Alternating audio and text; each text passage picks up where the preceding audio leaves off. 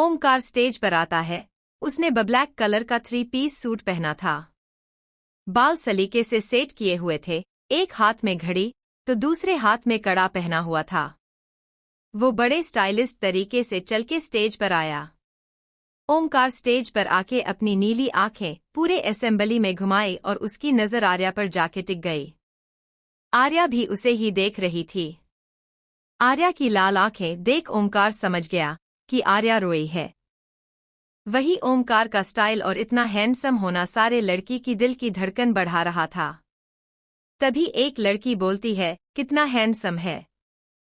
दूसरी लड़की, हाँ यार क्या ये सिंगल है। तीसरी लड़की, है पर इसे लड़कियों से बात करना भी पसंद नहीं है। और पता नहीं वो नसीब वाली कौन होगी जो इनकी पत्नी बनेगी। वही उनकी बातें आर्या को भी सुनाई दे रही थी। ओमकार ने गहरी सांस ली और माइक अपने हाथ में लेके बोलना शुरू किया, नमस्ते। आप सब जानते हैं, मैं जल्दी कॉलेज में आता नहीं हूँ। पब्लिक अपीयरेंस देना मुझे नहीं पसंद। पर आज आप सबने मुझे मजबूर किया यहाँ आने के लिए। ओमकार की बात सुन सारे स्टूडेंट को कुछ समझ नहीं आया और वो आपस में खुसुर पुसुर करने लगे। वही आर्या बस ओमकार को देख रही थी। तभी ओमकार आगे बोला, आपके कॉलेज में मेरी वाइफ पढ़ती है, जिसे आज आप सबने हर्ट किया है। ओमकार की बात सुन आर्या के दिल की धड़कनें बढ़ गए और उसकी नजरें बस ओमकार पर थम गई। वही बाकी सारे स्टूडेंट के साथ प्रोफेसर और प्रिंसिपल भी ओमकार की बात सुन हैरान थे। कोई कुछ समझता उसे पहले ओमकार स्टेज से उतर आर्या की तरफ बढ़ गया। ओमकार को अपने तरफ आता देख आर्या थोड़ी घबराने लगी। वही ओमकार आर्या के सामने आया और अपना एक हाथ उसके सामने कर दिया। आर्या ने ओमकार की आंखों में देखते हुए अपना हाथ उसके हाथ में दे दिया। ओमकार ने आर्या का हाथ पकड़ा और उसे लेके स्टेज पर आ गया। इस दौरान सब लोग शॉक थे और पूरे असेंबली में बस शांति पसरी हुई थी। ओमकार आर्या के साथ स्टेज पर आर्या और बोलना शुरू किया, ये है मेरी वाइफ आर्या, ओमकार ठाकुर। ओमकार की बात सुन सब अब और शॉक थे। वही प्रिंसिपल की हालत खराब हो रही थी। ओमकार आगे बोला, आज आपके कॉलेज के फोरम पर मेरी वाइफ का मजाक बनाया गया है। किसी ये अफवाह फैलाई है कि आर्या की शादी किसी बुढ़े से हुई है और इसी बात पर आर्या का मजाक पूरे कॉलेज में उड़ाया गया है। तो अब आप सब बताएं, क्या मैं बूढ़ा हूँ? ओमकार की बात सुन सारे स्टूडेंट की बोलती बंद हो गई, क्योंकि ओमकार बूढ़ा नहीं बल्कि और हैंडसम था। हाँ, दोनों के बीच 10 साल का इस डिफरेंस था, पर ओमकार के अट्रैक्टिव पर्सनैलिटी के आगे डिफरेंस पता नहीं चल रहा था। ओमकार आगे बोला, कॉलेज का फोरम आप सब स्टूडेंट के लिए है, किसी का मजाक उड़ाने के लिए नहीं है। और एक ने अफवाह उड़ाई तो आप सबने बिना सच्चाई जाने उसे फैला दिया और मजाक बनाते गए। क्या आपके प्रोफेसर आपको यही सब सिखा रहे हैं कॉलेज में? ओमकार की बात सुन सारे प्रोफेसर अब डरने लगते हैं। वही स्टूडेंट लोगों को अब गिल्टी फील हो रहा था। ओमकार आगे बोला, आज आर्या है, कल कोई और होगा जिसका आप सब मजाक बनाएंगे। मैं ये नहीं कह रहा कि आप लाइफ एंजॉय मत कीजिए, पर किसी का मजाक बना के लाइफ एंजॉय करना कहाँ तक सही है? ओमकार की बात को अब सब समझ रहे थे। ओमकार प्रिंसिपल को देख, आपके पास कल सुबह तक का वक्त है। आर्या के बारे में अफवाह फैलाने वाला मुझे चाहिए। फिर सारे स्टूडेंट को देख, और जिसने भी ये गंदी हरकत की है उसको सजा मैं खुद दूंगा। ओमकार की बात सुन पूजा, अंजना और सुमन बहुत डर गई। ओमकार सारे स्टूडेंट पर एक नज़र डाली और बोला, और हाँ, अगर आपको कोई और सवाल हो तो मुझसे पूछ सकते हैं। मेरी वाइफ को परेशान करने की जरूरत नहीं है। उम्मीद है अगली बार मुझे आप लोगों में सुधार दिखेगा। बाकी एक बात हमेशा याद रखिएगा, आर्या ओमकार ठाकुर की पत्नी है, उसे दुखी करने वाले को मैं छोड़ूंगा नहीं। इतना बोल ओमकार ने अपने दोनों हाथ जोड़ उन सबको नमस्ते कहा और आर्या का हाथ थाम वहां से निकल गया। वही सारे स्टूडेंट बस उन दोनों को देखते रह गए। ओमकार आर्या को कॉलेज से बाहर लेके जा रहा था। वही आर्या ओमकार ने पकड़े हाथ को देख रही थी। ओमकार आर्या को गाड़ी के पास लाके गाड़ी में बैठने बोलता है। आर्या चुपचाप बैठ जाती है, तो ओमकार ड्राइविंग सीट पर आके बैठ जाता है। ओमकार आर्या को देखता है, जो अपना सिर झुकाए बैठी थी। ओमकार आर्या को देख गाड़ी स्टार्ट कर आगे बढ़ा देता है। ओमकार कार ड्राइव कर रहा था और आर्या विंडो से बाहर देख रही थी। 20 मिनट बाद ओमकार अपनी कार एक जगह पर रोकता है। आर्या को लगता है कि घर आ गया। आर्या कार का डोर खोल उतर जाती है। आर्या जब सामने देखती है तो वो किसी अलग जगह पर थी। वो एक खूबसूरत झील के सामने थी। आर्या ओमकार को देखती है तो ओमकार उसके पास आके बोलता है, चलो कुछ देर बैठते हैं। इतना बोल वो आर्या का हाथ पकड़ लेता है और आगे चल देता है। आर्या भी कुछ नहीं बोलती है। दोनों झील के किनारे बैठे हुए थे। दोनों पानी को देख रहे थे। तभी ओमकार बोलता है, पता है आर्या, मैं जब भी परेशान होता हूँ तो यही आके बैठता हूँ। अच्छा लगता है, एक अलग सुकून है यहाँ। फिर थोड़ा रुक आर्या को देख आगे बोलता है, आर्या तुम परेशान हो? ओमकार की बात सुन आर्या उसे देखने लगती है। फिर अचानक उसके गले लग रोने लगती है। आर्या की इस हरकत से ओमकार पहले शॉक हो जाता है, पर जब उसे आर्या की रोने की आवाज आती है तो वो खुद को संभाल उसके सिर को सहलाने लगता है। यहाँ आर्या रोते हुए, हम बहुत परेशान हो गए थे, हमें बिल्कुल अच्छा नहीं लग रहा था, सब हम पे हंस रहे थे। इतना बोल वो फिर से रोने लगती हैं। ओमकार जानता था कि परेशान है, क्योंकि आज से पहले उसके साथ ऐसा कुछ नहीं हुआ और आर्या के घर वाले जितना उसका ख्याल रखते हैं उसे कभी परेशान नहीं होने देते होंगे।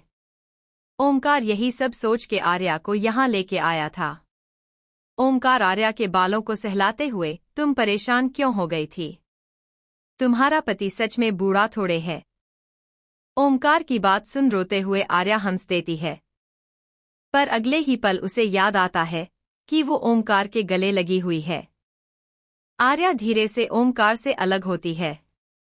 ओमकार उसे रुमाल देके, अपने आंसू साफ कर लो, फिर घर चलते हैं, घर वाले परेशान हो रहे होंगे। ओमकार की बात मान आर्या उसका रुमाल लेके अपने आंसू साफ करती है। तो ओमकार उठने लगता है तो आर्या उसका हाथ पकड़ लेती है। आर्या के हाथ पकड़ते ही ओमकार उसे देखने लगता है तो आर्या उसे देख, क्या हम कुछ देर और यहाँ बैठ सकते हैं? बस कुछ, इतना बोल वो अपनी बड़ी बड़ी आंखें ओमकार को देख टिमटिमा देती है। वो ये सब करते हुए बहुत क्यूट लग रही थी, तो ओमकार उस पर बहुत प्यार आ रहा था। ओमकार मुस्कुरा के हाँ बोल वही आर्या के बगल में बैठ जाता है। आर्या उसके कंधे पर सर रख अपनी आंखें बंद कर ठंडी हवा को महसूस करने लगती है। वही ओमकार आर्या को देखने लगता है। कुछ देर बाद आर्या और ओमकार दोनों घर के लिए निकलते हैं, पर अब आर्या के चेहरे पर परेशानी नहीं, एक प्यारी मुस्कान थी। वही आर्या की मुस्कान देख ओमकार भी मुस्कुरा रहा था। कुछ देर बाद आर्या और ओमकार दोनों घर के लिए निकलते हैं, पर अब आर्या के चेहरे पर परेशानी नहीं, एक प्यारी मुस्कान थी। वही आर्या की मुस्कान देख ओमकार भी मुस्कुरा रहा था। कुछ देर में ओमकार लक्ष्मी निवास के सामने अपनी कार रोकता है। दोनों कार से उतर के घर के तरफ जाने लगते हैं।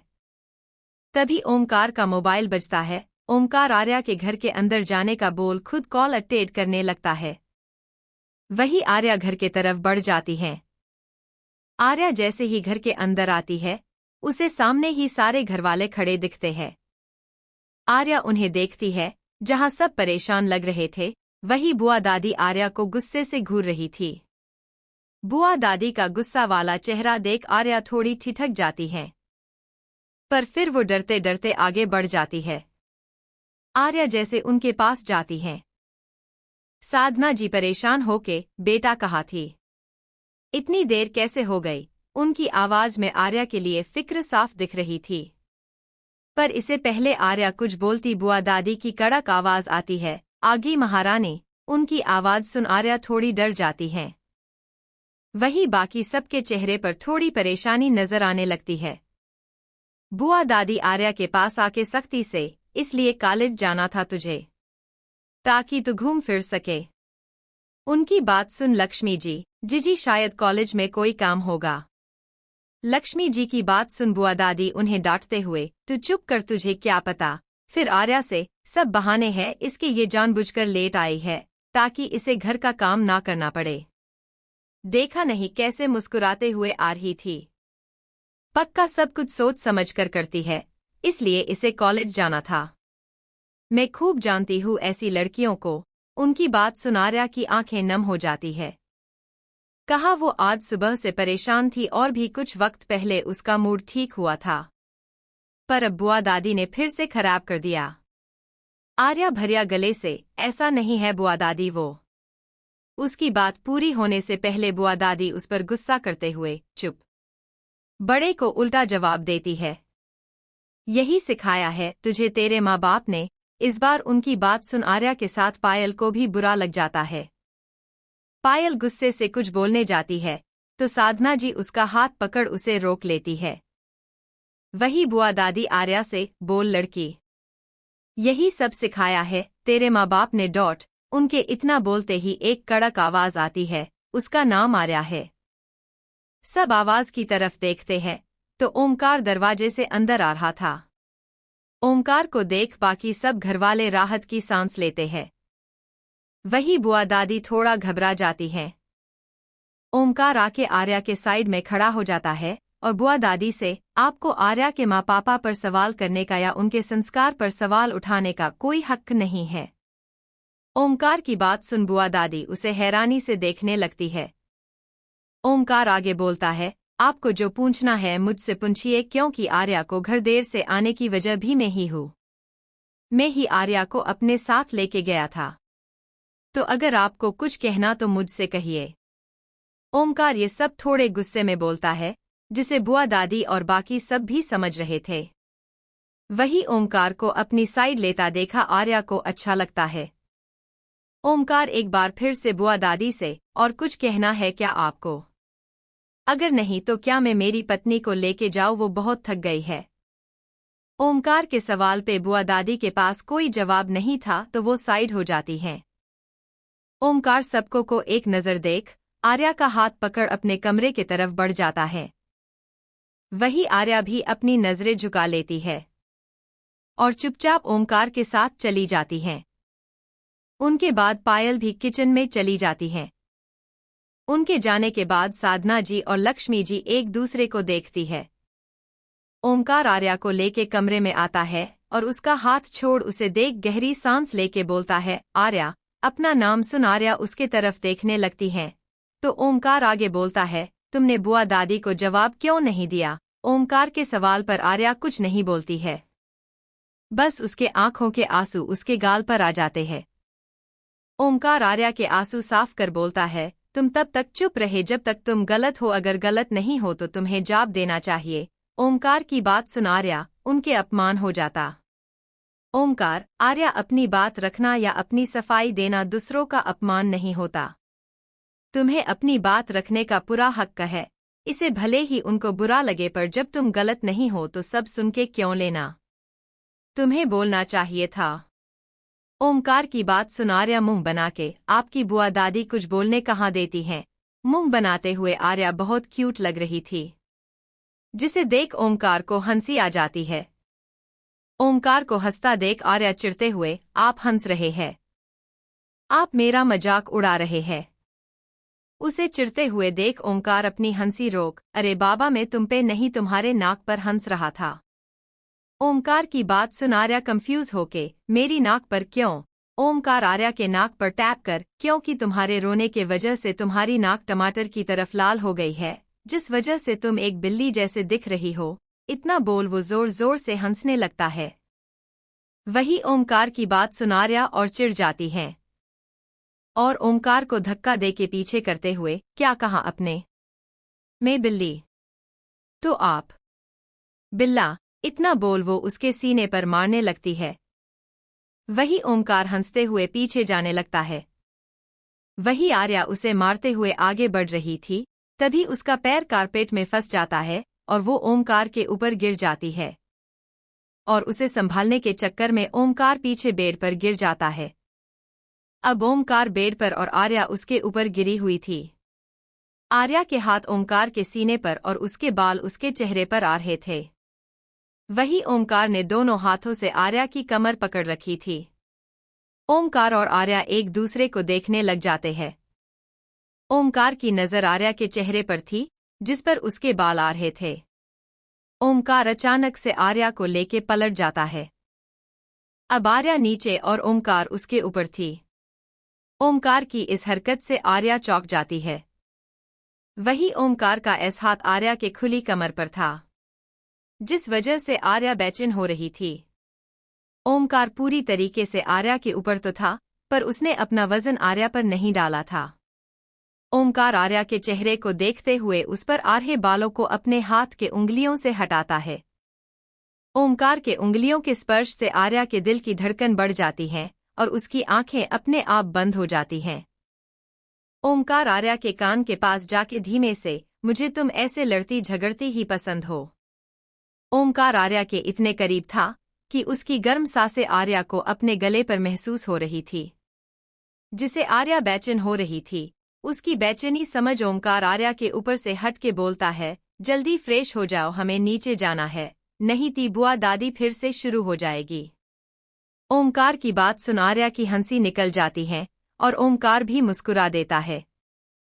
वही उनके कमरे के दरवाजे पर खड़ी साधना जी और लक्ष्मी जी जब दोनों को ऐसे हंसते हुए देखती है तो एक दूसरे को देख मुस्कुरा देती है।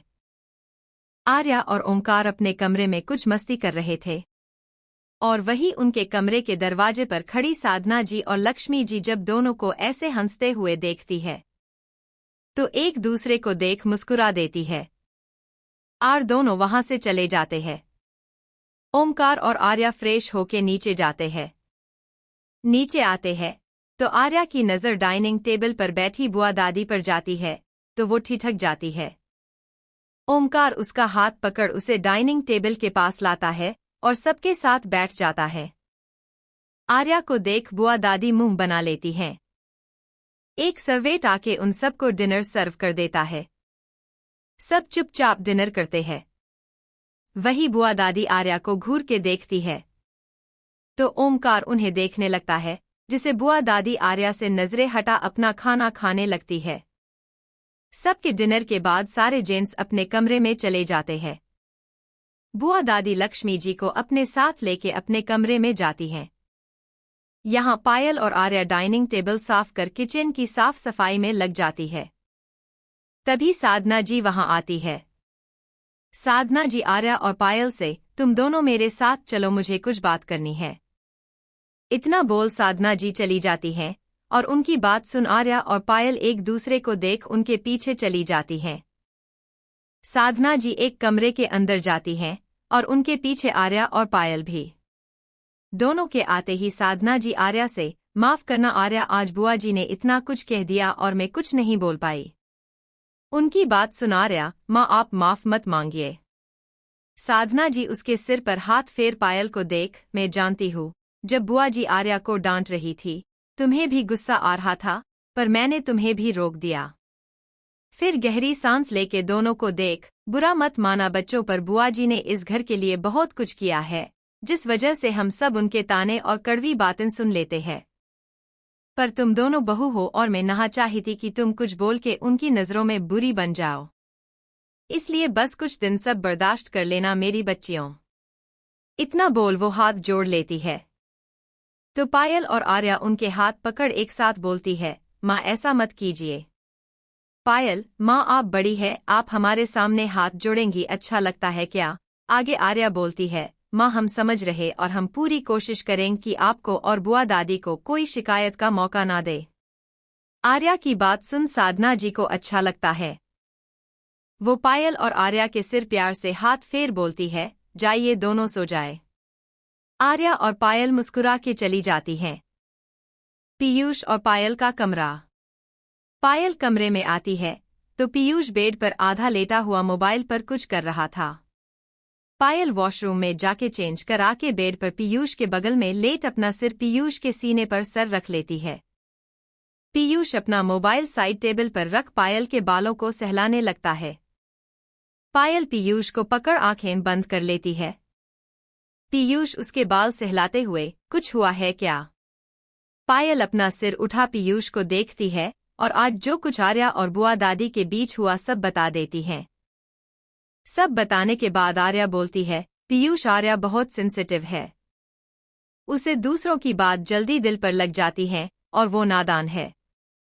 हम सब न उसे बहुत संभाल के रखा है क्योंकि उसके पीछे एक वजह है और मैं उसे बार बार हर्ट होता नहीं देख सकती। इतना बोल उसका गला भराता है। पीयूष पायल को अपने सीने से लगा बोलता है, पायल आप फिक्र मत कीजिए, भाई है ना, वो आर्या को संभाल लेंगे। पायल रोते हुए, पर पीयूष आप जानते हैं प्यार के बिना शादीशुदा जिंदगी कैसी होती है। हम हमारी आर्या को हर्ट होते नहीं देख सकते हैं। पायल की बात सुन पीयूष उसको खुद से अलग कर उसका चेहरा अपने हाथ में थाम बोलता है, पायल तुम गलत समझ रही हो। तुम नहीं जानती पर भाई आर्या को पहले से पसंद करते थे। पीयूष की बात सुन पायल हैरान होके उसे देखने लगती है। पायल के हैरानी वाले एक्सप्रेशन देख पीयूष मुस्कुरा के उसे उसके और दादी के बीच हुई सारी बातें बता देता है, साथ में ये भी कि सब यही चाहते थे कि आर्या ही ओमकार की पत्नी बने। सारी बातें सुन पायल शॉक थी, पर फिर वो खुद को संभाल पीयूष से बोलती है, आप सच कह रहे हैं पीयूष? क्या सच में आपके भाई हमारी आर्या को पसंद करते हैं? पायल का सवाल सुन पीयूष मुस्कुरा के हाँ बोल उसे अपने बाहों में भर लेता है। पायल भी मुस्कुरा के उसे पकड़ लेती है। तो पीयूष बोलता है, अब सो जाओ, कल से तुम्हें ऑफिस जाना है। दोनों एक दूसरे के बाहों में सो जाते हैं। आर्या और ओमकार का कमरा। आर्या कमरे में आती है तब ओमकार लैपटॉप लेके सोफे पर बैठ काम कर रहा था। आर्या उसे एक नज़र देख वॉशरूम में जाके चेंज करा के स्टडी टेबल पर अपनी बुक लेके बैठ जाती हैं। ओमकार भी एक नज़र आर्या को देख लैपटॉप में अपना काम कंटिन्यू करता है। पढ़ाई करते करते आर्या की आंखें नींद की वजह से भारी होने लगती हैं। ओमकार अपना लैपटॉप बंद कर सोफे से उठ वॉशरूम में जाता है। दरवाजे के बंद होने की आवाज से आर्या यहाँ वहाँ देखती है और फिर से पढ़ाई करने लगती। ओमकार फ्रेश होके बाहर आता है तो उसकी नज़र स्टडी टेबल पर कोहनी टिका हथेली पर अपना गाल रख सोती हुई आर्या दिखती है। आर्या को ऐसा देख ओमकार अपना एक एब्रो उठा के उसके पास जाता है। ओमकार जैसे ही आर्या को उठाने अपना हाथ आगे बढ़ाता है, आर्या का मासूम चेहरा देख रुक जाता है। कुछ देर उसका बेदाग गोरा चेहरा उसकी लंबी घनी पलकें देखता रह जाता है। फिर उसकी नज़र आर्या के गुलाबी होठों पर रुक जाती है। आर्या को होठों को देख ओमकार को अपना गला सूखता हुआ महसूस होता है। ओमकार खुद कंट्रोल करने गहरी सांसें लेता है। तभी वो देखता है आर्या नींद में गिरने वाली है तो झट से आर्या को पकड़ लेता है। ओमकार के पकड़ते ही आर्या की भी नींद खुल जाती है। आंखें खुलते ही ओमकार को इतने करीब देख उसकी आंखें बड़ी हो जाती है। दरअसल आर्या को पकड़ने के लिए ओमकार उसके बहुत करीब था। ओमकार आर्या को अच्छे से बैठा के, नींद आ रही है तो सो जाओ। आर्या अलसाई आवाज में, पर हमें पढ़ना है, एग्जाम आ रहे हैं। ओमकार, तो ऐसे पढ़ाई करोगी? आर्या अपना सिर झुका के, तो हम क्या करें? घर पर तो हम सुबह उठ के पढ़ाई करते थे। ओमकार, तो तुम सुबह उठ के पढ़ाई करो।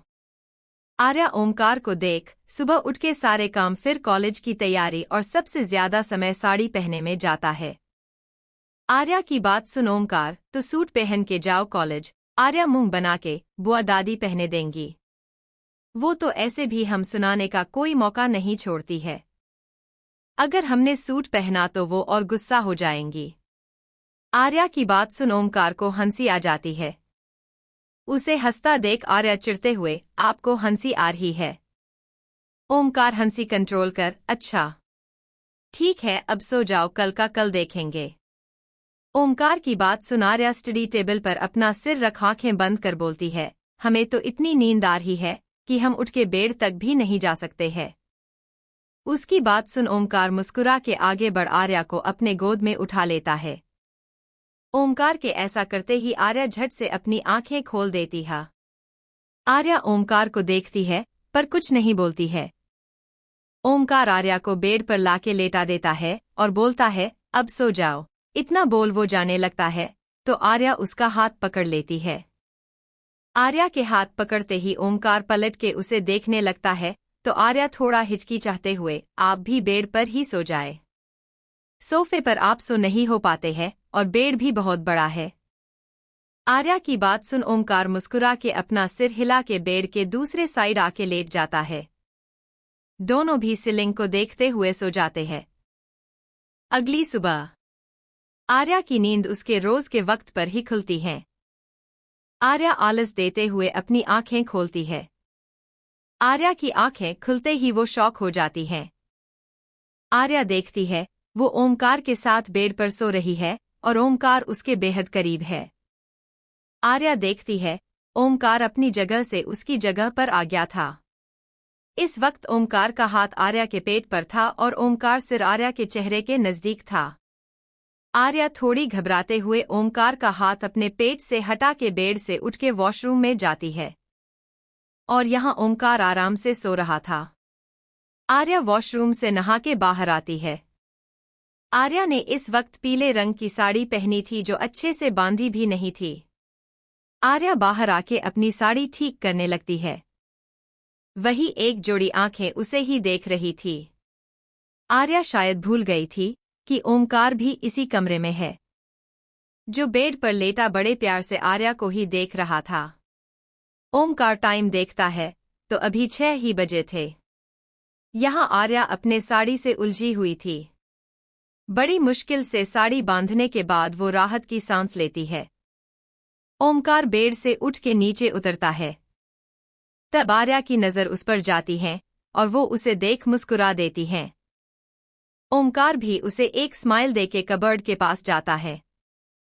ओमकार कबर्ड खोल उसमें से नीले रंग का एक सूट निकाल आर्या के पास आता है। आर्या अपने बाल बना रही थी। तभी ओमकार उसके पास आके बोलता है, साड़ी उतार के ये सूट पहनो। ओमकार की बात सुन आर्या उसे देखने लगती है। ओमकार अपने हाथ में नीले रंग का आर्या का सूट लेके खड़ा था। आर्या उसके पास आके सूट देखते हुए पर आर्या अभी इतना बोली ही थी कि ओमकार उसकी बात बीच में काट आगे बोलता है, बुआ दादी कुछ नहीं बोलेंगी और अगर कुछ बोलेंगी तो भी मैं हूं ना, मैं संभाल लूंगा।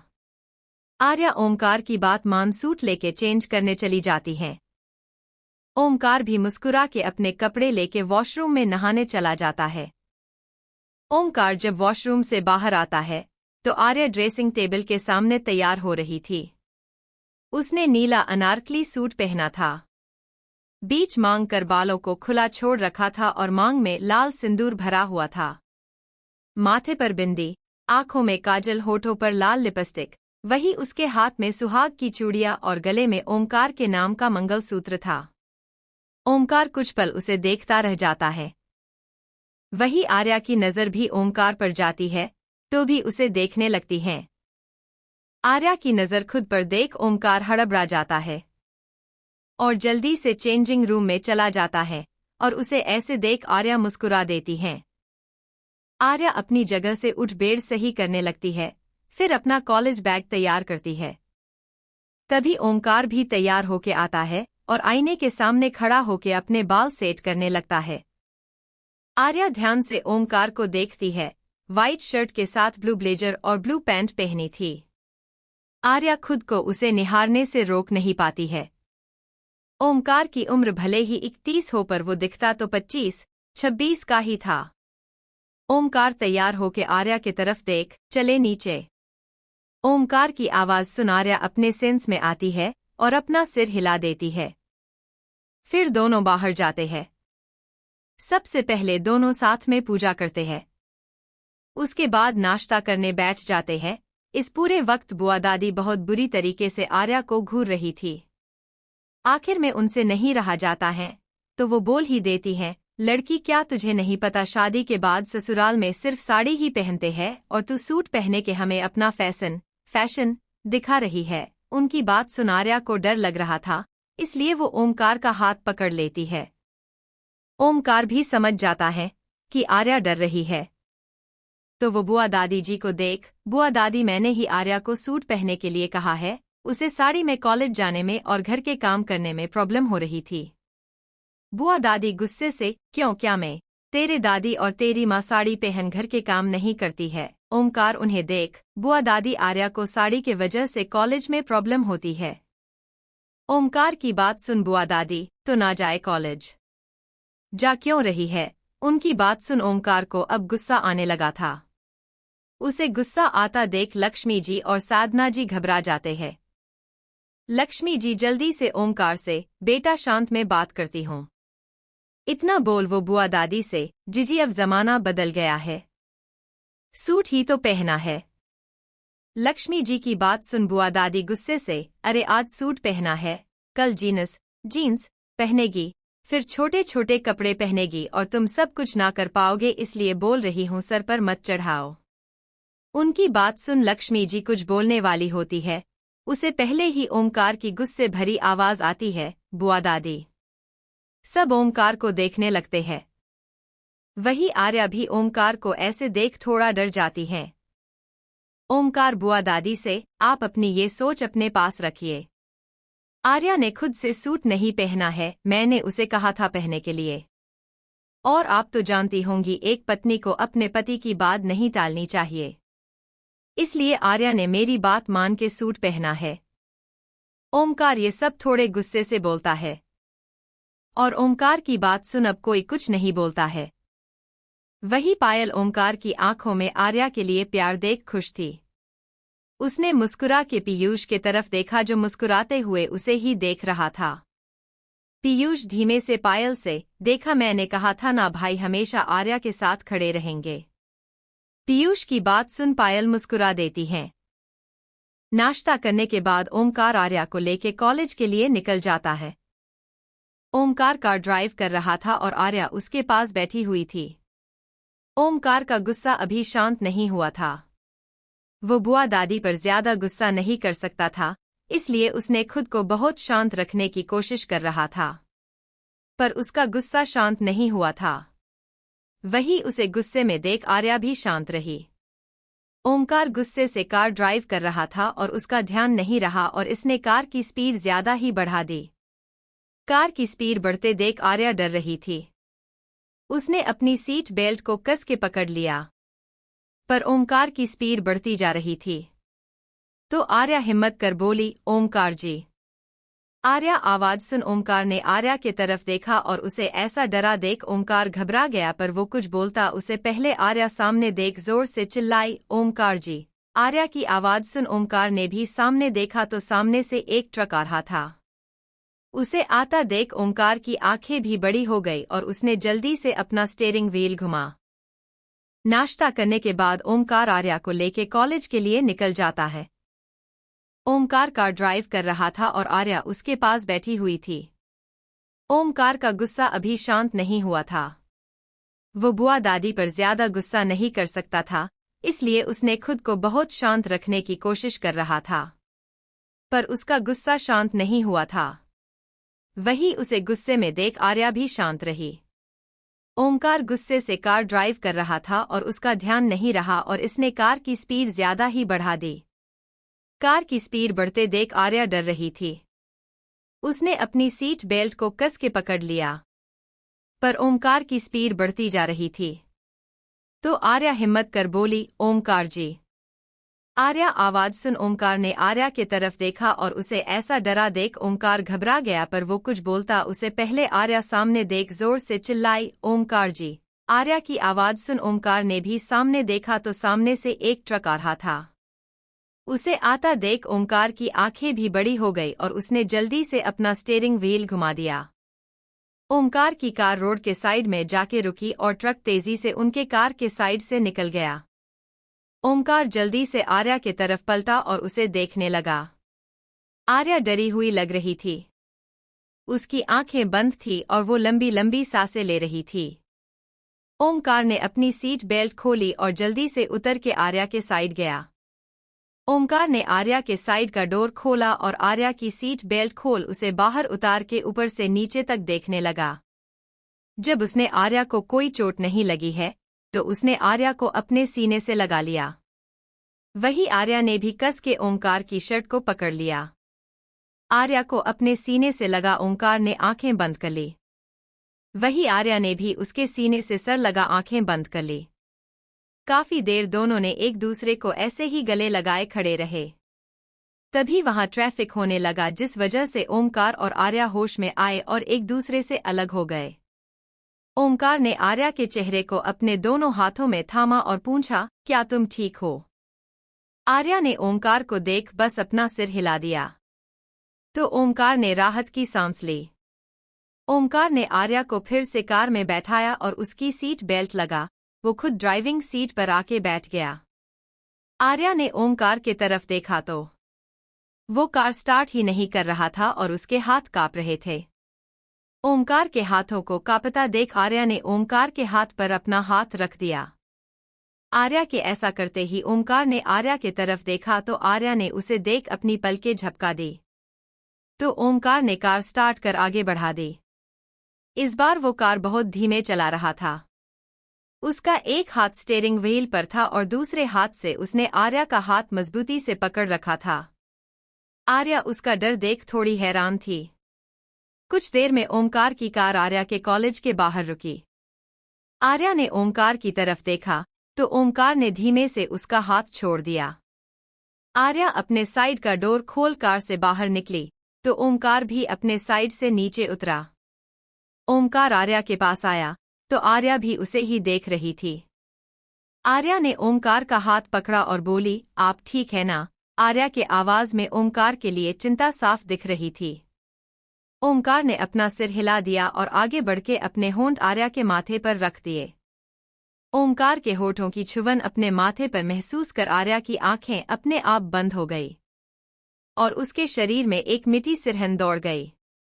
ओमकार ने आर्या के माथे से अपने होंठ हटाए और बोला, शाम को मैं तुम्हें लेने आऊंगा। आर्या ने बस अपना सिर हिला दिया तो ओमकार ने उसे कॉलेज में जाने को कहा।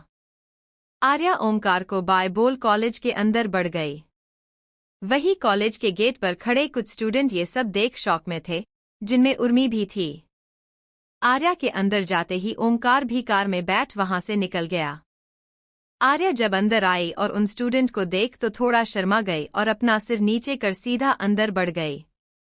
तभी उर्मी उसके पास आई और आर्या के कंधे को अपने कंधे से टक्कर मार बोली, क्या बात है सबके सामने इतना रोमांटिक? उर्मी की बात सुन आर्या के गाल शर्म से लाल हो गए। उसके गाल लाल देख उर्मी उसे छेड़ते हुए, होए होए मैडम, तो शर्म से लाल हो गई। उर्मी की बात सुन आर्या ने उसके कंधे पर हल्के से मारा और क्लास में चलने को कहा। दोनों क्लास में आके बैठ जाती हैं। सिंह ऑफिस। प्रणय अपने कैबिन में बैठा हुआ था, तभी पायल उसके कैबिन में आती है। पायल को देख प्रणय खुश होके उसे गले लगाता है। पायल प्रणय से अलग होके, आई मिस यू भाई। प्रणय मुस्कुरा के, आई ऑल्सो मिस यू। फिर दोनों बैठ के बातें करने लगते हैं। प्रणय, छोटी कैसी है?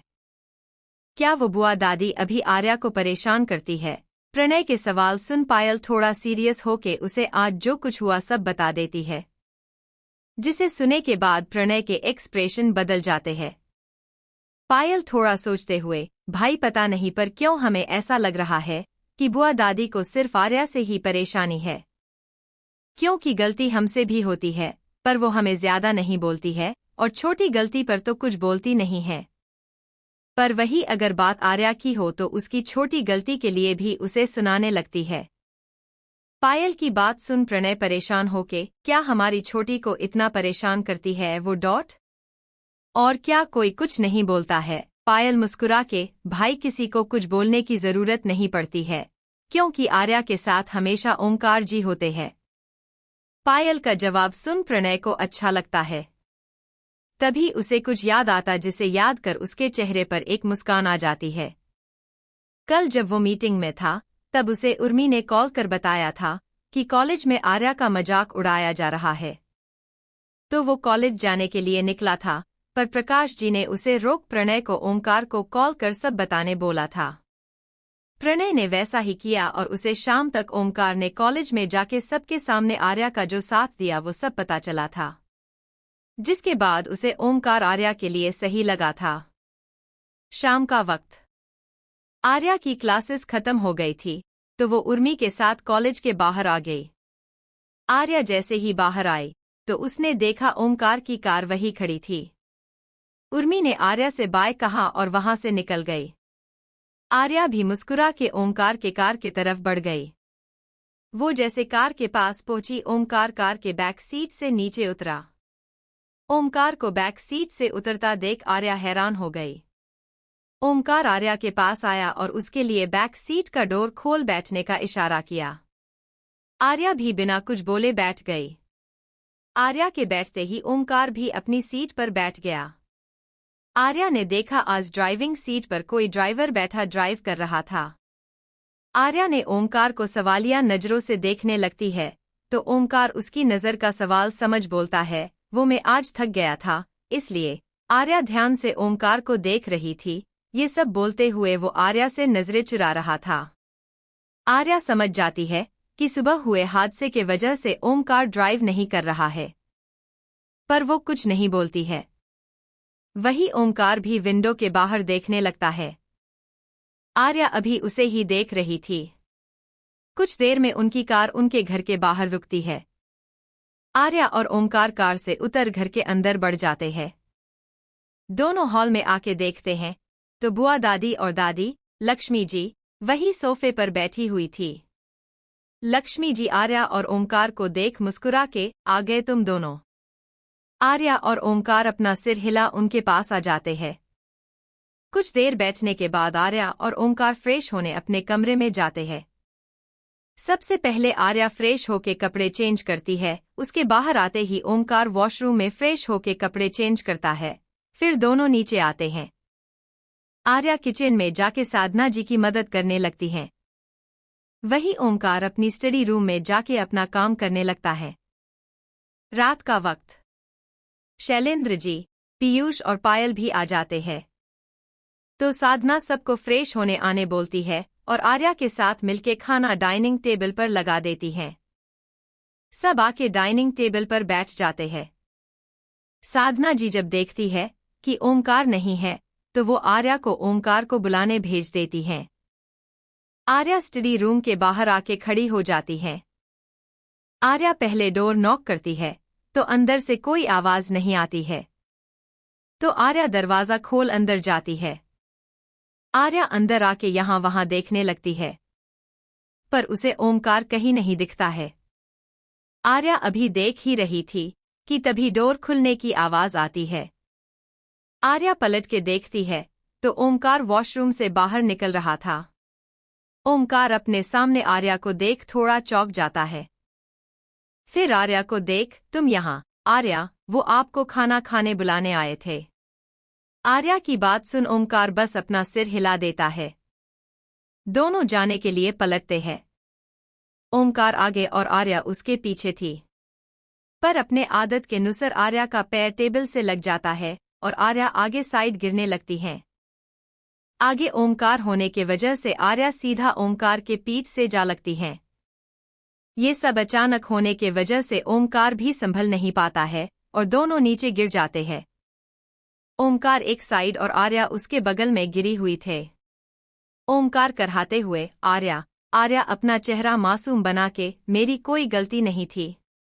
ओमकार उसका मासूम चेहरा देख चुप हो जाता है। उसके बाद ओमकार उठता है और आर्या को भी उठा के खड़ा करता है। ओमकार आर्या से, ठीक हो। आर्या अपना सिर हाँ में हिला देती है। तो ओमकार उसे अपने साथ लेके बाहर जाने लगता है। आर्या जैसे ही अपना कदम आगे बढ़ती है उसे दर्द होने लगता है, जिसे उसकी आह निकल जाती है। ओमकार उसकी आवाज सुन उसे देखता है तो आर्या ने अपनी आंखें मिची हुई थी। ओमकार आर्या से, क्या हुआ? आर्या अपनी आंखें खोल ओमकार को देखने लगती है। आर्या की आंखें नम देख ओमकार जल्दी से उसके पास आता है और उसके पैर को देखने लगता है। नीचे कारपेट होने के वजह से दोनों को चोट तो नहीं लगी थी, पर आर्या का पैर टेबल से लगा था तो उसके पैर में चोट लगी थी। आर्या की पैर के अंगूठे से खून निकल रहा था। ओमकार आर्या को पकड़ सोफे पर बैठा देता है। फिर जल्दी से फर्स्ट एड बॉक्स निकाल आर्या के पैर से खून साफ करने के लिए अपना हाथ बढ़ता है तो आर्या अपना पैर पीछे ले लेती है। ओमकार आर्या को देखने लगता है तो आर्या बोलती है, आप हमारे पैर को हाथ मत लगाए। ओमकार कंफ्यूज होके, क्यों आर्या, वो आप हमारे पति है और पति पैरों को हाथ लगाते हैं तो पाप लगता है। आर्या की बात सुन ओमकार हैरान होके उसे देखने लगता है। ओमकार आर्या को देख, कहाँ से ऐसी सारी बकवास सीखी है?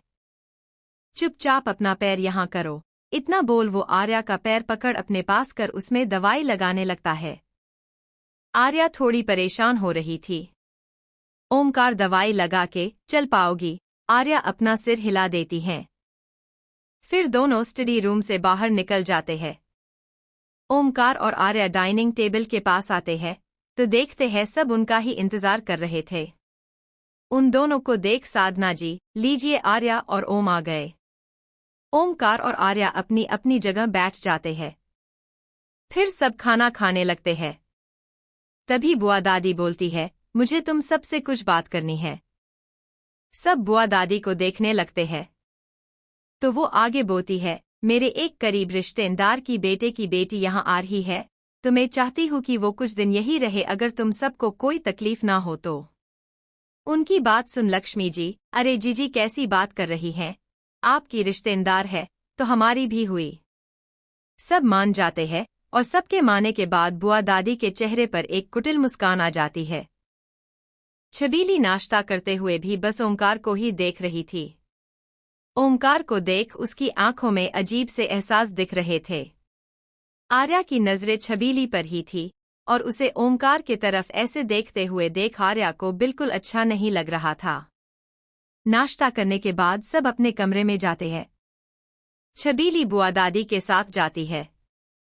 वही पायल और आर्या किचन में थी। दोनों दोपहर के लंच की तैयारी कर रही थी। तभी पायल आर्या से, नाश्ते के वक्त आप कुछ कह रही थी छोटी। आर्या पायल को देख, दी वो जो नई लड़की आई है। पायल बीच में, कौन छबीली? आर्या मुंह बना के, हाँ वही छबीली।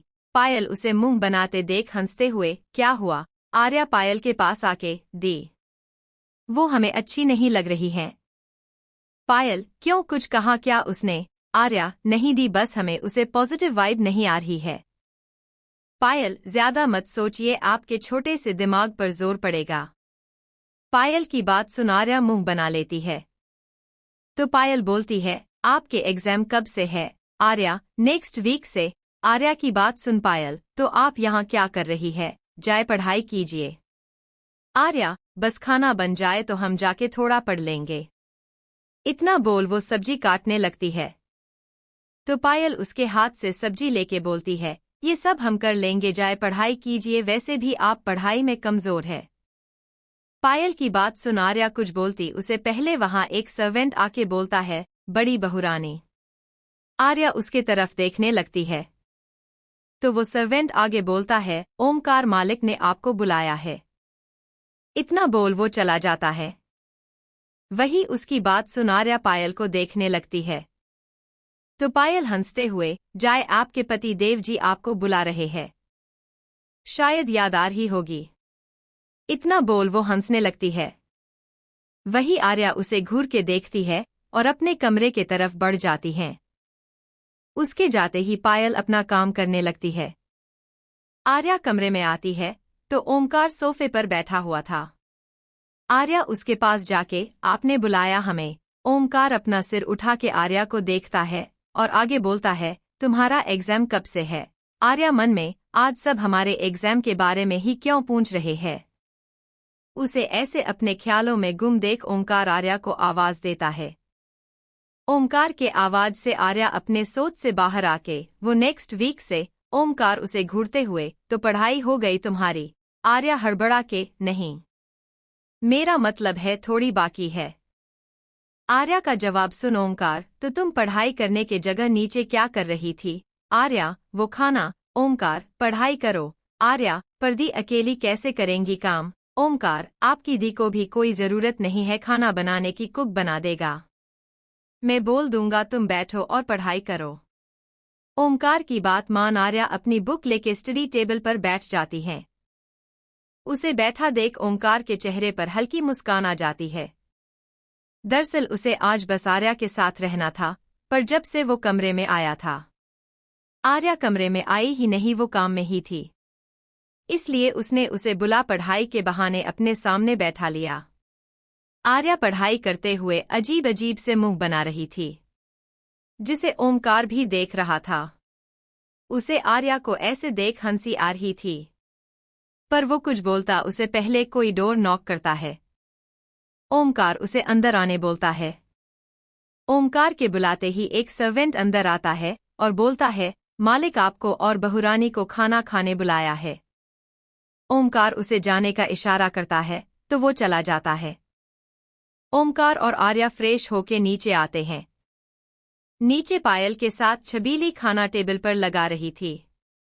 उसे ऐसा करता देख आर्या को अजीब लगता, पर वो कुछ नहीं बोलती है। सब खाना खाने बैठ जाते हैं।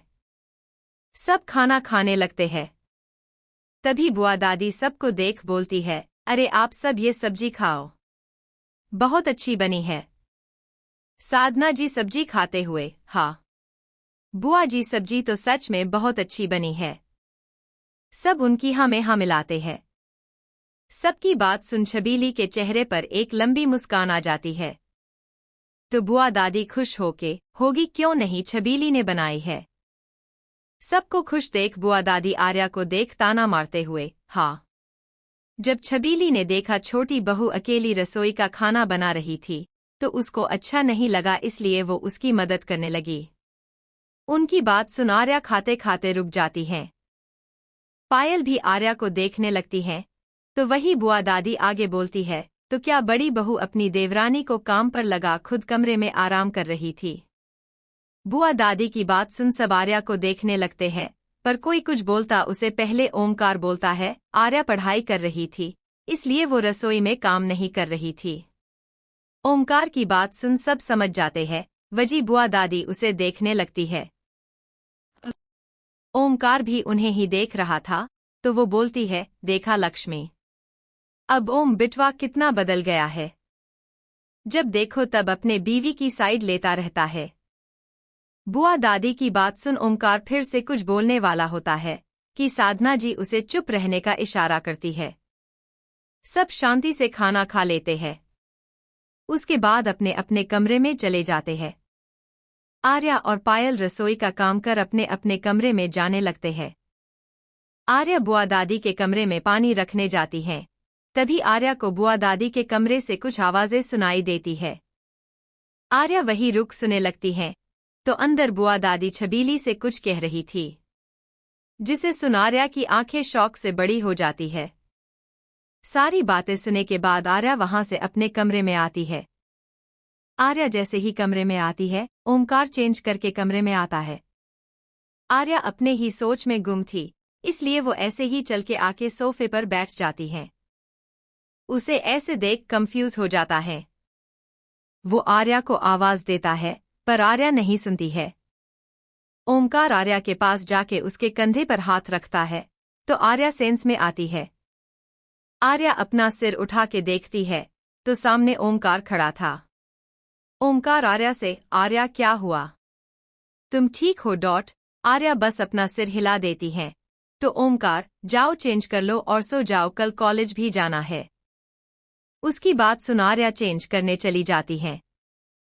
ओमकार चेंज कर बेड पर बैठा अपने मोबाइल में कुछ कर रहा था। तभी कोई दरवाजा खटखटाता है। ओमकार जाके दरवाजा खोलता है, तो सामने छबीली अपने हाथ में दूध का ग्लास लिए खड़ी थी। उसे देख ओमकार, जी कहिए। छबीली मुस्कुरा के, वो मैंने सबके लिए केसर वाला दूध बनाया था, तो सोचा आपको भी दे दूं। इतना बोल वो ग्लास आगे करती है। इसे पहले ओमकार कुछ बोलता उसे पहले आर्या वहां आके छबीली से वो दूध का ग्लास ले लेती है। आर्या के अचानक ऐसा करने से छबीली के साथ ओमकार भी चौंक जाते हैं। दोनों आर्या को देखने लगते हैं। तो आर्या छबीली को घूरते हुए, ये सिर्फ हमारे हाथ का ही दूध पीते हैं, बाकी इन्हें किसी के हाथ से कुछ भी पसंद नहीं है। आर्या की बात सुन ओमकार हैरान था, तो वही छबीली को आर्या पर गुस्सा आ रहा था।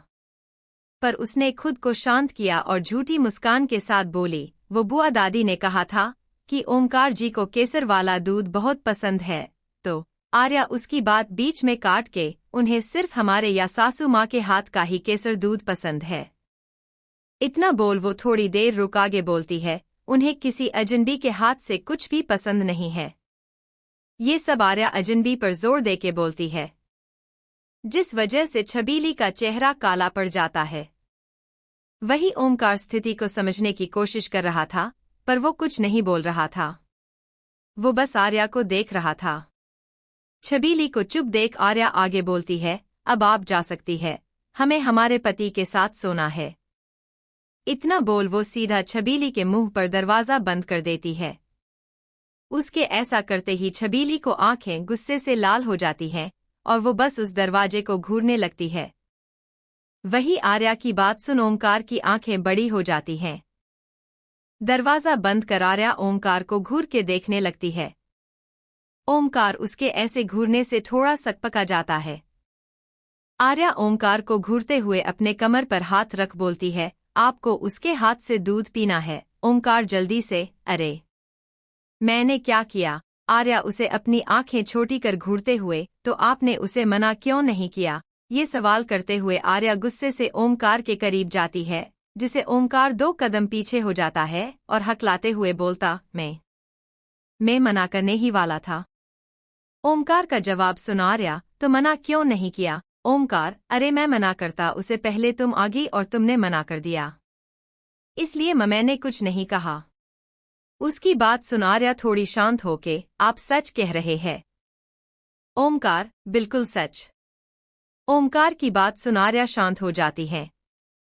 आर्या को शांत देख ओमकार, वैसे तुम्हें सच में मेरे साथ सोना है? ओमकार का सवाल सुन आर्या उसे अजीब तरीके से देखने लगती है, तो ओमकार उसके तरफ बढ़ते हुए बोलता है, तुमने ही तो कहा उसे कि तुम्हें तुम्हारे पति के साथ सोना है। ओमकार की बात सुन आर्या की आंखें बड़ी हो जाती हैं। छबीली नाश्ता करते हुए भी बस ओमकार को ही देख रही थी। ओमकार को देख उसकी आंखों में अजीब से एहसास दिख रहे थे। आर्या की नजरें छबीली पर ही थी और उसे ओमकार की तरफ ऐसे देखते हुए देख आर्या को बिल्कुल अच्छा नहीं लग रहा था। नाश्ता करने के बाद सब अपने कमरे में जाते हैं। छबीली बुआ दादी के साथ जाती है। वही पायल और आर्या किचन में थी। दोनों दोपहर के लंच की तैयारी कर रही थी। तभी पायल आर्या से, नाश्ते के वक्त आप कुछ कह रही थी छोटी। आर्या पायल को देख दी, वो जो नई लड़की आई है। पायल बीच में, कौन? छबीली। आर्या मुंह बना के, हाँ वही छबीली। पायल उसे मुंह बनाते देख हंसते हुए, क्या हुआ? आर्या पायल के पास आके, दी वो हमें अच्छी नहीं लग रही हैं। पायल, क्यों, कुछ कहा क्या उसने? आर्या, नहीं दी, बस हमें उसे पॉजिटिव वाइब नहीं आ रही है। पायल, ज्यादा मत सोचिए, आपके छोटे से दिमाग पर जोर पड़ेगा। पायल की बात सुन आर्या मुंह बना लेती है। तो पायल बोलती है, आपके एग्जाम कब से है? आर्या, नेक्स्ट वीक से। आर्या की बात सुन पायल, तो आप यहाँ क्या कर रही है? जाए पढ़ाई कीजिए। आर्या, बस खाना बन जाए तो हम जाके थोड़ा पढ़ लेंगे। इतना बोल वो सब्जी काटने लगती है। तो पायल उसके हाथ से सब्जी लेके बोलती है, ये सब हम कर लेंगे, जाए पढ़ाई कीजिए, वैसे भी आप पढ़ाई में कमजोर है। पायल की बात सुन आर्या कुछ बोलती उसे पहले वहां एक सर्वेंट आके बोलता है, बड़ी बहुरानी। आर्या उसके तरफ देखने लगती है। तो वो सर्वेंट आगे बोलता है, ओमकार मालिक ने आपको बुलाया है। इतना बोल वो चला जाता है। वही उसकी बात सुन आर्या पायल को देखने लगती है। तो पायल हंसते हुए, जाए, आपके पति देव जी आपको बुला रहे हैं, शायद याद आ रही होगी। इतना बोल वो हंसने लगती है। वही आर्या उसे घूर के देखती है और अपने कमरे के तरफ बढ़ जाती है। उसके जाते ही पायल अपना काम करने लगती है।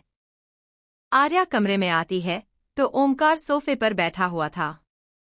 आर्या उसके पास जाके, आपने बुलाया हमें? ओमकार अपना सिर उठा के आर्या को देखता है और आगे बोलता है, तुम्हारा एग्जाम कब से है?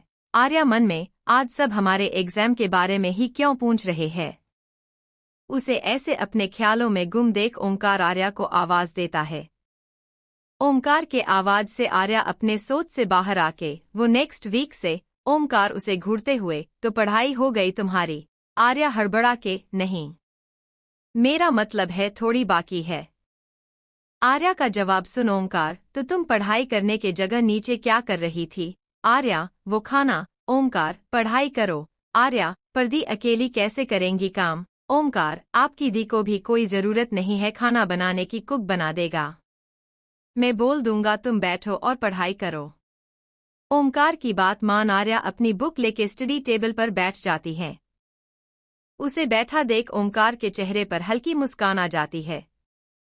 दरअसल उसे आज बस आर्या के साथ रहना था, पर जब से वो कमरे में आया था, आर्या कमरे में आई ही नहीं, वो काम में ही थी। इसलिए उसने उसे बुला पढ़ाई के बहाने अपने सामने बैठा लिया। आर्या पढ़ाई करते हुए अजीब अजीब से मुंह बना रही थी, जिसे ओमकार भी देख रहा था।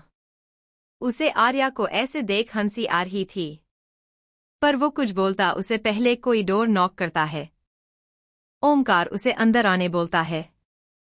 ओमकार के बुलाते ही एक सर्वेंट अंदर आता है और बोलता है, मालिक आपको और बहुरानी को खाना खाने बुलाया है। ओमकार उसे जाने का इशारा करता है तो वो चला जाता है। ओमकार और आर्या फ्रेश होके नीचे आते हैं। नीचे पायल के साथ छबीली खाना टेबल पर लगा रही थी। उसे ऐसा करता देख आर्या को अजीब लगता, पर वो कुछ नहीं बोलती है। सब खाना खाने बैठ जाते हैं। सब खाना खाने लगते हैं। तभी बुआ दादी सबको देख बोलती है, अरे आप सब ये सब्जी खाओ, बहुत अच्छी बनी है। साधना जी सब्जी खाते हुए, हाँ बुआ जी सब्जी तो सच में बहुत अच्छी बनी है। सब उनकी हाँ में हाँ मिलाते हैं। सबकी बात सुन छबीली के चेहरे पर एक लंबी मुस्कान आ जाती है। तो बुआ दादी खुश होगी क्यों नहीं, छबीली ने बनाई है। सबको खुश देख बुआ दादी आर्या को देख ताना मारते हुए, हाँ। जब छबीली ने देखा छोटी बहू अकेली रसोई का खाना बना रही थी, तो उसको अच्छा नहीं लगा, इसलिए वो उसकी मदद करने लगी। उनकी बात सुन आर्या खाते खाते रुक जाती हैं। पायल भी आर्या को देखने लगती हैं, तो वही बुआ दादी आगे बोलती है, तो क्या बड़ी बहू अपनी देवरानी को काम पर लगा खुद कमरे में आराम कर रही थी। बुआ दादी की बात सुन सब आर्या को देखने लगते हैं, पर कोई कुछ बोलता उसे पहले ओमकार बोलता है, आर्या पढ़ाई कर रही थी, इसलिए वो रसोई में काम नहीं कर रही थी। ओमकार की बात सुन सब समझ जाते हैं, वजी बुआ दादी उसे देखने लगती है। ओमकार भी उन्हें ही देख रहा था, तो वो बोलती है, देखा लक्ष्मी, अब ओम बिटवा कितना बदल गया है। जब देखो तब अपने बीवी की साइड लेता रहता है। बुआ दादी की बात सुन ओमकार फिर से कुछ बोलने वाला होता है कि साधना जी उसे चुप रहने का इशारा करती है। सब शांति से खाना खा लेते हैं। उसके बाद अपने अपने कमरे में चले जाते हैं। आर्या और पायल रसोई का काम कर अपने अपने कमरे में जाने लगते हैं। आर्या बुआ दादी के कमरे में पानी रखने जाती हैं। तभी आर्या को बुआ दादी के कमरे से कुछ आवाजें सुनाई देती है। आर्या वही रुक सुनने लगती हैं, तो अंदर बुआ दादी छबीली से कुछ कह रही थी, जिसे सुन आर्या की आंखें शौक से बड़ी हो जाती है। सारी बातें सुनने के बाद आर्या वहां से अपने कमरे में आती है। आर्या जैसे ही कमरे में आती है, ओमकार चेंज करके कमरे में आता है। आर्या अपने ही सोच में गुम थी, इसलिए वो ऐसे ही चल के आके सोफे पर बैठ जाती है। उसे ऐसे देख कंफ्यूज हो जाता है। वो आर्या को आवाज देता है, पर आर्या नहीं सुनती है। ओमकार आर्या के पास जाके उसके कंधे पर हाथ रखता है, तो आर्या सेंस में आती है। आर्या अपना सिर उठा के देखती है, तो सामने ओमकार खड़ा था। ओमकार आर्या से, आर्या क्या हुआ, तुम ठीक हो? आर्या बस अपना सिर हिला देती है। तो ओमकार, जाओ चेंज कर लो और सो जाओ, कल कॉलेज भी जाना है। उसकी बात सुन आर्या चेंज करने चली जाती है। ओमकार चेंज कर बेड पर बैठा अपने मोबाइल में कुछ कर रहा था। तभी कोई दरवाजा खटखटाता है। ओमकार जाके दरवाजा खोलता है, तो सामने छबीली अपने हाथ में दूध का ग्लास लिए खड़ी थी। उसे देख ओमकार, जी कहिए। छबीली मुस्कुरा के, वो मैंने सबके लिए केसर वाला दूध बनाया था, तो सोचा आपको भी दे दूं। इतना बोल वो ग्लास आगे करती है। इसे पहले ओमकार कुछ बोलता उसे पहले आर्या वहां आके छबीली से वो दूध का ग्लास ले लेती है। आर्या के अचानक ऐसा करने से छबीली के साथ ओमकार भी चौंक जाते हैं। दोनों आर्या को देखने लगते हैं तो आर्या छबीली को घूरते हुए, ये सिर्फ हमारे हाथ का ही दूध पीते हैं, बाकी इन्हें किसी के हाथ से कुछ भी पसंद नहीं है।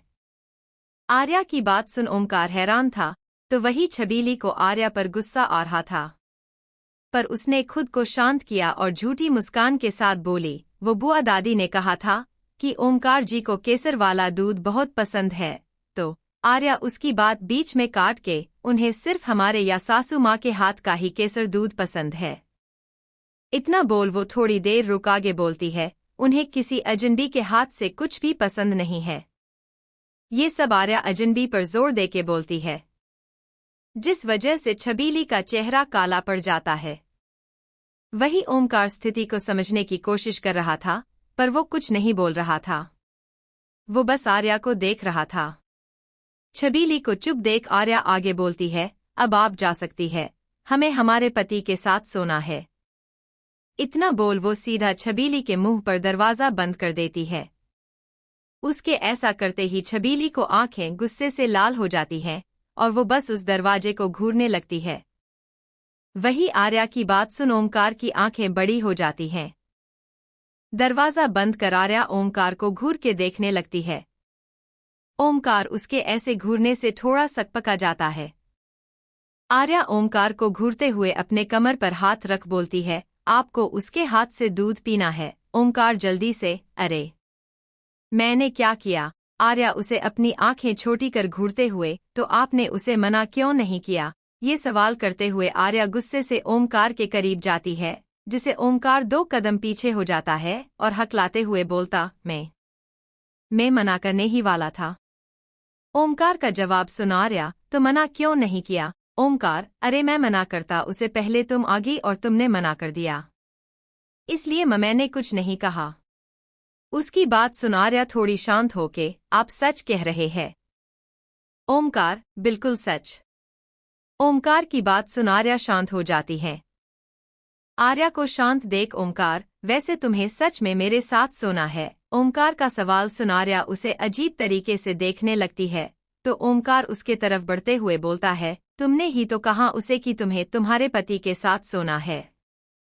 ओमकार की बात सुन आर्या की आंखें बड़ी हो जाती हैं।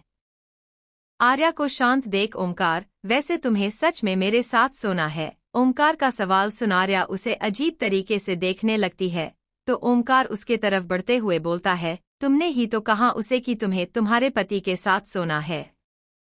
ओमकार की बात सुन आर्या की आंखें बड़ी हो जाती हैं। वही ओमकार आर्या की तरफ बढ़ने लगता है। जैसे जैसे ओमकार आर्या की तरफ बढ़ रहा था, वैसे वैसे आर्या पीछे जा रही थी।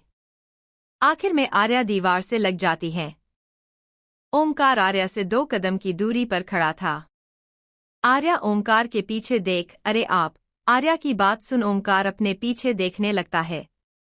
जैसे ओमकार अपने पीछे देखने के लिए पलटता है, आर्या जल्दी वहां से निकल के बेड पर जाके लेट जाती है और अपने सिर तक कंबल ओढ़ लेती है। ओमकार आर्या की हरकत देख पहले तो चौंक जाता है और फिर उसके चेहरे पर भी एक मुस्कुराहट आ जाती है। ओमकार भी बेड पर आके लाइट ऑफ कर देता है। वही लाइट ऑफ होते ही आर्या के दिल की धड़कन बढ़ जाती है, पर ओमकार लाइट ऑफ कर सीधा बेड पर लेट के सो जाता है। वही आर्या काफी देर तक ऐसे ही कंबल ओढ़े रहती है, फिर अपने सिर से थोड़ा सा कंबल हटा के देखने लगती है। जब आर्या देखती है ओमकार सो गया है, तो राहत की सांस लेके अपने ऊपर से कंबल हटा सो जाती है। अगली सुबह आर्या जल्दी से उठ के तैयार होके नीचे जाती है।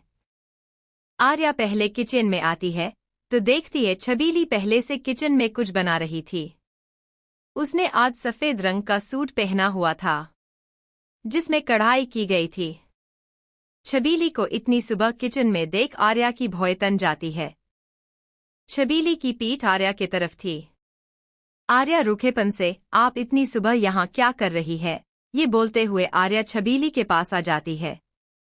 छबीली मुस्कुरा के, वो मुझे जल्दी उठने की आदत है, तो मैंने सोचा नाश्ता बना देती हूँ। छबीली की बात सुन आर्या, आपको ये सब करने की कोई जरूरत नहीं है। आप हमारी मेहमान हैं और हम मेहमानों से काम नहीं करवाते हैं। आर्या की बात सुन छबीली के हाथ रुक जाते हैं। वो कुछ बोलती उसे पहले ही पायल और साधना जी किचन में आ जाती है। उन दोनों को देख छबीली मासूम सा चेहरा बना के, ठीक है आर्या, मैं ध्यान रखूंगी। उन दोनों की बात सुन साधना जी, क्या हुआ छबीली? वो आंटी जी, मुझे जल्दी उठने की आदत है, तो जल्दी उठ गई थी, तो सोचा सबके लिए नाश्ता बना दो। पर आर्या ने कहा कि मैं ये सब ना करूं, मैं मेहमान हूं। मैं तो ये सब आप सबको अपना समझ कर करना चाहती थी। पर इतना बोल वो अपना चेहरा लटका लेती है। उसे ऐसे देख आर्या उसकी चालाकी समझ रही थी। पर छबीली को ऐसा देख साधना जी को थोड़ा बुरा लगता है, तो वो आर्या है, आर्या करने दो उसे भी, तुम्हारी भी मदद हो जाएगी। उनकी बात सुन आर्या बस अपना सिर हिला देती है। अब वो कुछ बोल भी नहीं सकती थी। वही छबीली के चेहरे पर एक कुटिल मुस्कान आ जाती है। वही पायल को आर्या थोड़ी अजीब लग रही थी, पर वो बाद में बात करने का सोच कुछ नहीं बोलती है। नाश्ता बनाने के बाद आर्या सीधा पूजा घर में जाके पूजा की तैयारी करने लगती है। वही ओमकार तैयार होके नीचे आता है। वो अपने मोबाइल में देखते हुए आ रहा था। तभी वो छबीली से टकरा जाता है। ओमकार जल्दी से उसे दूरी बना के, माफ कीजिए मैंने आपको देखा नहीं। छबीली एक दिलकश मुस्कान के साथ, कोई बात नहीं ओमकार जी। ओमकार कुछ नहीं बोलता है। वही उनसे कुछ दूरी पर खड़ी आर्या ये सब देख रही थी। उसने साफ देखा था कि ओमकार को नीचे आता देख छबीली जानबूझकर उसे टकराई थी। आर्या को गुस्सा आ रहा था, पर तभी उसे ओमकार अपने तरफ आता दिखता है, तो वो खुद को शांत कर चेहरे पर मुस्कान के साथ ओमकार को देखती है। ओमकार उसके पास आके, हो गई पूजा की तैयारी? आर्या अपना सिर हिला देती है और वो दोनों पूजा करने चले जाते हैं। बाकी सारे घरवाले भी उनके पीछे खड़े हो जाते हैं। थोड़ी देर में आर्या और ओमकार पूजा कर सबके साथ डाइनिंग टेबल पर आके बैठ जाते हैं। सब नाश्ता कर रहे थे। तभी बुआ दादी छबीली को कुछ इशारा करती है, तो वो जल्दी से ओमकार के साइड वाले चेयर पर बैठ जाती हैं। ओमकार पहले से ही अपने जगह पर बैठा हुआ था और उसके साइड में आर्या की जगह थी।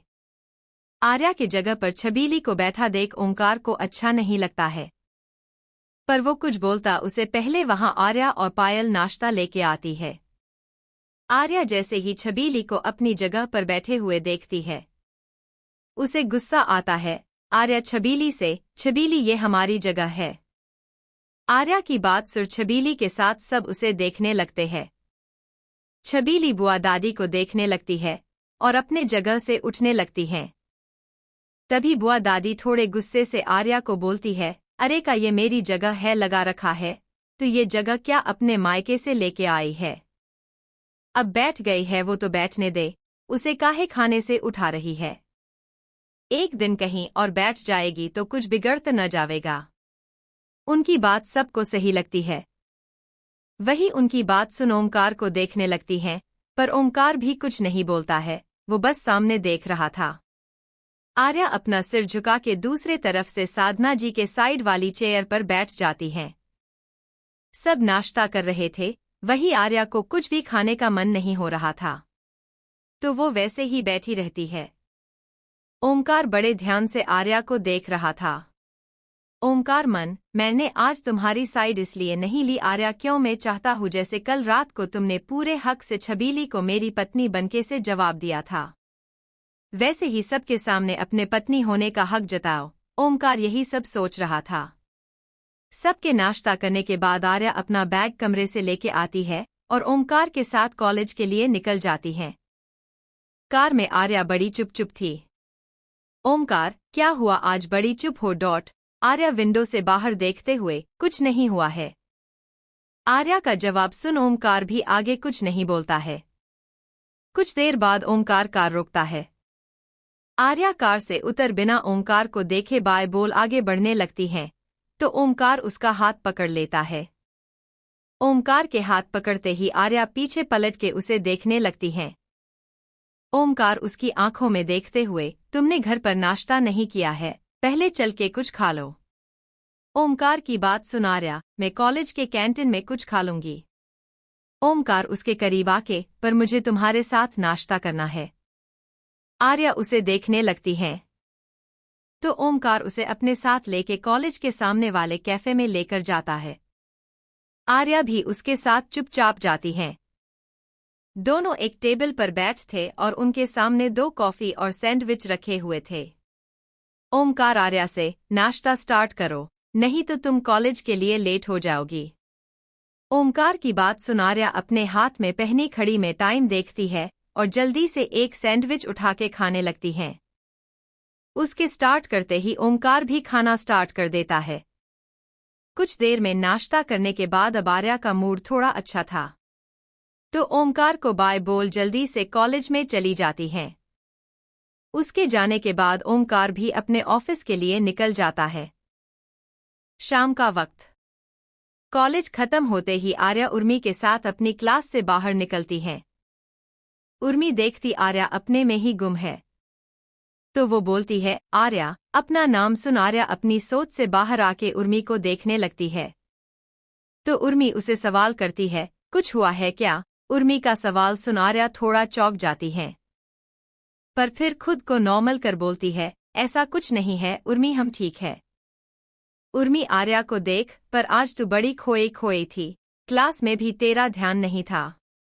आर्या उर्मी को जवाब देने ही वाली थी कि उसका मोबाइल बजता है। आर्या अपना मोबाइल देखती है तो ओमकार का कॉल था। आर्या जल्दी से कॉल उठा के बात करने लगती है। आर्या, हेलो। सामने से ओमकार, आर्या, क्या तुम कॉलेज से निकल गई हो? आर्या, बस निकलने वाली हूँ। ओमकार, मुझे थोड़ी देर हो जाएगी तो मेरा इंतजार करना, मैं आऊंगा तुम्हें लेने। ओमकार की बात सुन आर्या, जी ठीक है, हम इंतजार करेंगे। इतना बोल दोनों कॉल कट कर देते हैं। ओमकार से बात कर आर्या को थोड़ा अच्छा फील होता है। तभी उसकी नज़र उर्मी पर जाती है, जो उसे देख मुस्कुरा रही थी। आर्या उसे देख, तुम हमें देख मुस्कुरा क्यों रही हो? उर्मी मुस्कुरा के, तो हमारी आर्या को जीजाजी की याद आ रही थी, इसलिए वो सैड थी। उर्मी की बात सुन शर्म से आर्या के गाल लाल हो जाते हैं। दोनों ऐसे ही बात करते हुए कॉलेज के गेट से बाहर आ जाते हैं। दोनों जैसे बाहर आते हैं, आर्या को जाने पहचानी कार दिखती है। आर्या उर्मी के साथ उस कार के पास जाती है, तो कार का दरवाजा खोल प्रणय कार से बाहर आता है। आर्या भागते हुए जाके उसके गले लग जाती है। प्रणय भी मुस्कुरा के उसे अपने गले से लगा लेता है।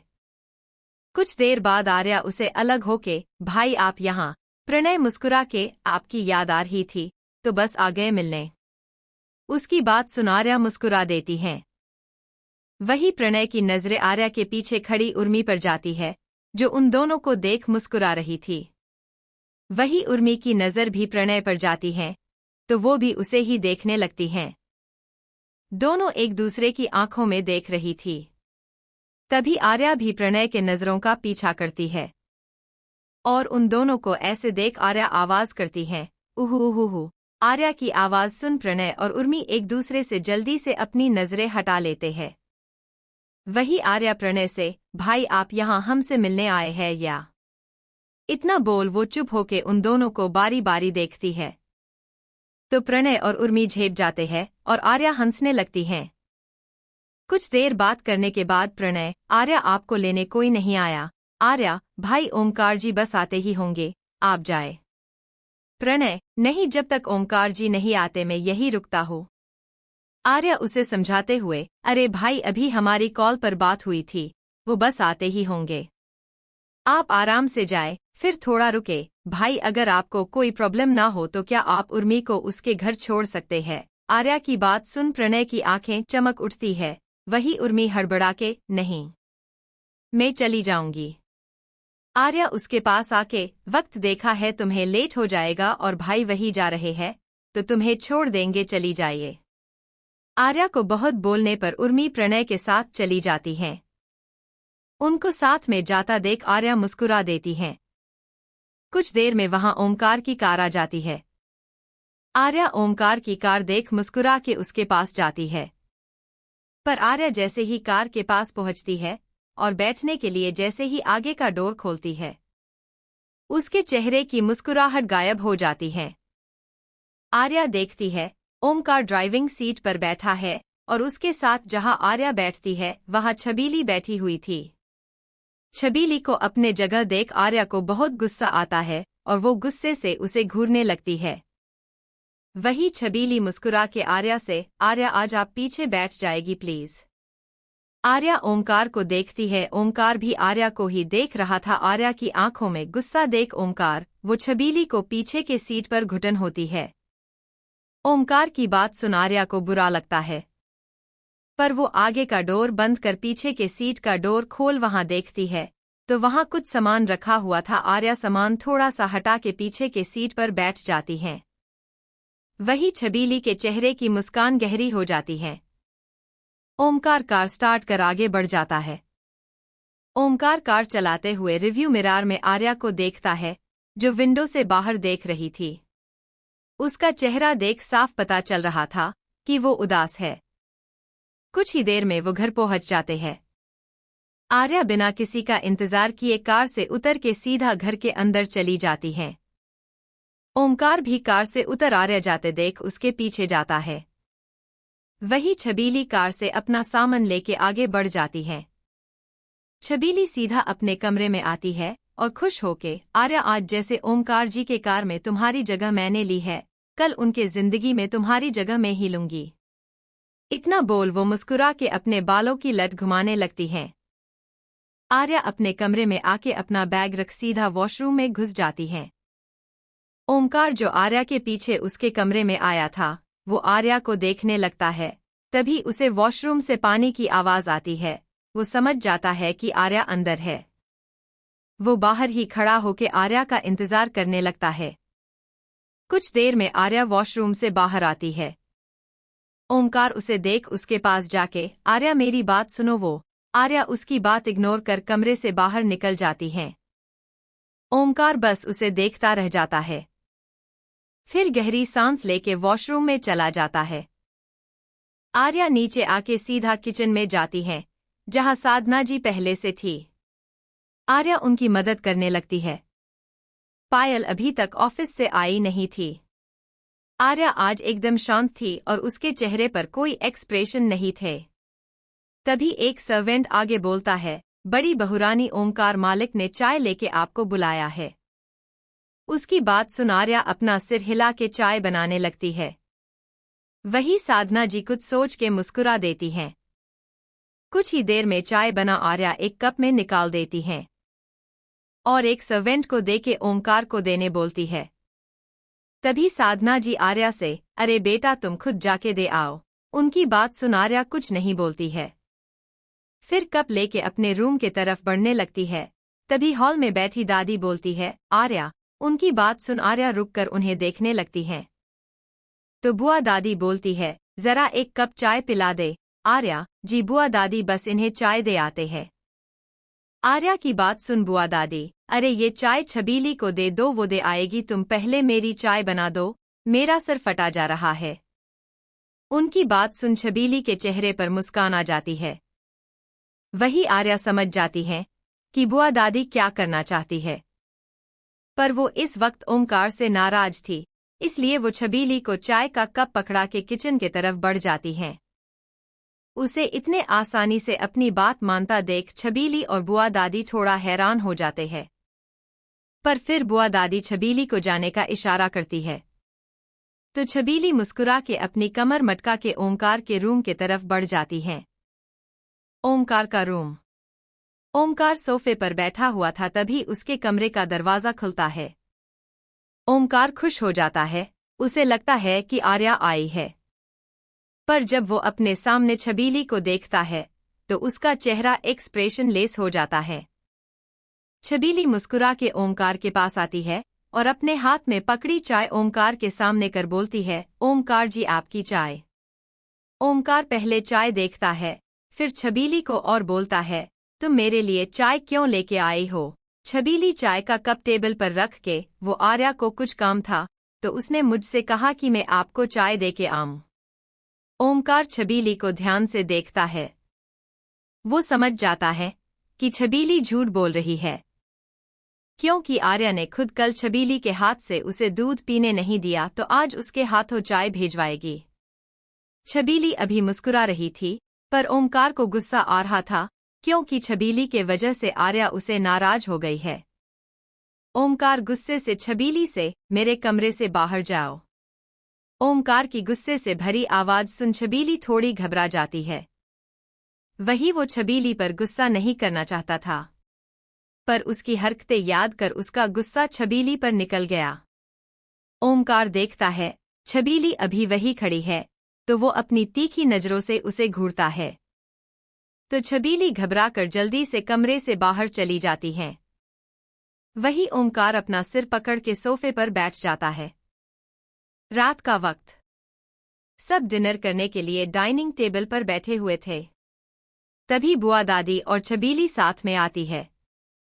छबीली जब देखती है कि ओमकार के बगल वाली चेयर अभी खाली है, तो वो झट से जाके बैठ जाती है। वही ओमकार जो सीढ़ियों से नीचे आ रहा था, वो छबीली की हरकत देख रुक जाता है। तभी पायल और आर्या किचन से कुछ डिनर हाथ में लेके आते हैं। जब आर्या देखती है कि छबीली अभी उसके जगह पर बैठी है, तो वो गुस्से से अपनी मुट्ठियां बांध लेती है, पर फिर खुद को शांत कर सुबह की तरफ दूसरी जगह बैठ जाती है। तभी ओमकार भी वही आ जाता है। वो एक नज़र सबको देखता है। जहां हेड की जगह लक्ष्मी जी, उनके लेफ्ट साइड बुआ दादी, तो राइट साइड शैलेंद्र जी बैठे हुए थे। बुआ दादी के बगल में जहां ओमकार बैठता है, तो जगह खाली थी, और उसके बाद छबीली बैठी हुई थी। वही दूसरे तरफ शैलेंद्र जी के बाद साधना जी और उनके पीयूष और पायल, फिर आर्या बैठी हुई थी। ओमकार को देख छबीली खुश हो जाती है। वही ओमकार सबको इग्नोर कर सीधा आर्या के बगल वाली चेयर पर बैठ जाता है। ओमकार की इस हरकत से छबीली का चेहरा काला पड़ जाता है। वही बाकी सब थोड़े हैरान हो जाते हैं।